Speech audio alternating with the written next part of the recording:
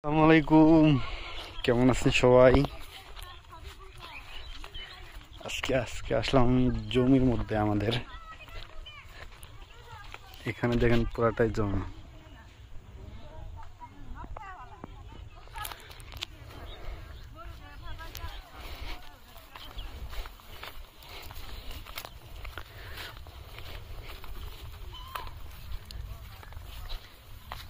পরিবেশটা অনেক সুন্দর, জায়গাটা অনেক সুন্দর। ওইদিকে আরো একটা জায়গা আছে, এগুলো ডিপ। এই ডিপ নিয়ে আমার ভিডিও আছে অনেক, দেখিয়েন।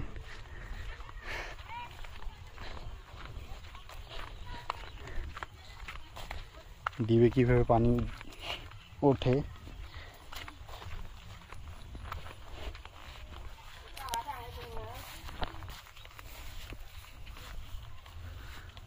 হয় নাই, হয় না।